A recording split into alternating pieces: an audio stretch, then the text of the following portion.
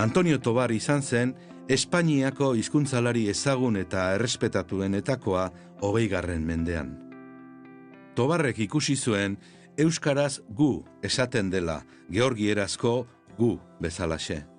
Aita amak esateko gero biek egite dutela guraso eta guari. Hizkuntzen artean ematen diren kointzidentzietako bat baizik ez da, ordea. Antzeko kontu askok, georgiarrek eta euskaldunok 20 zenbatzeko dugun sistemak esaterako, edota gramatika edo tipologiako antzekotasunek lortu dute hizkuntzalari andana bat, Tobar barne, euskara eta Kaukasoko hizkuntzen arteko ahaidetasunaren alde jartzea, bereziki georgierarekiko loturen alde. Gaur ordea, bazterrean utzita dago iritzi hori.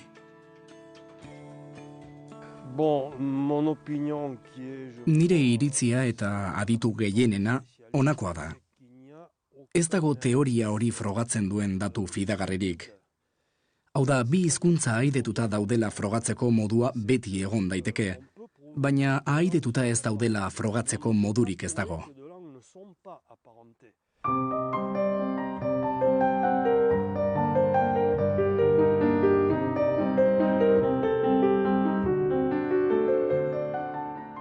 Hendaiako abadia gazteluan zebilela elkarrizketatu dugu Liongo Unibertsitateko irakasle den Denis Kreixel. Gaztelu hau, Anton Abadia zientzialari eta esploratzaileak eraiki zuen 19. mendean. Abadia astronomoa gauza asko egin zituen gizon oso jantzia izan zen. Besteak beste, eklipseak ikertu, Nilo ibaiaren sorburua aurkitzeko espediziotan ibili Etiopian, Euskal Lore jokoak antolatu eta Agusti Xaoren kidetzarekin euskararen jatorriaren inguruko ikerketak ere argitaratu zituen.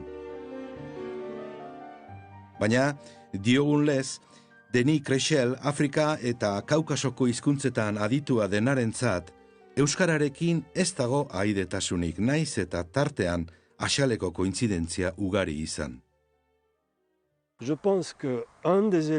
Nire ustez euskara eta kaukasoar hizkuntzak ahaidetzen dituen hipotesia gehien bat eraketa gramatikal jakin batean oinarritzen da, ergatiboan.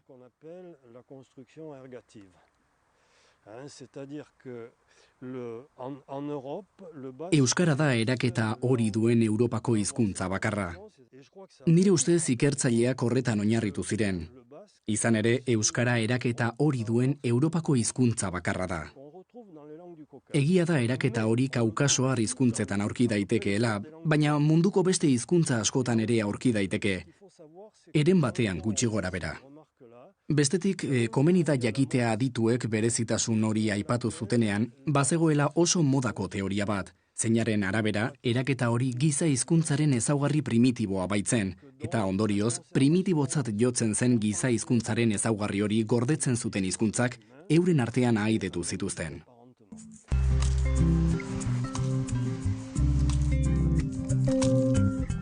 Alice Harrisek ere Massachusettseko Amherst Unibertsitatekoak ez du kontu honetan batere zalantzarik.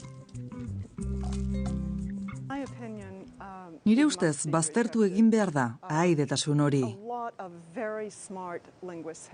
Gai hau landu duten hizkuntzalarion asko izan da. René Lafon, Louis Michelena, Larry Trask, eta beste askok xehetasun askorekin ikertu dute gai hau. Eta tira, dauden evidentziak ez dira nahikoa ahaidetasun hori baieztatzeko. Beraz, ez esan behar dut. Ahaidetasun hori ez dela benetakoa.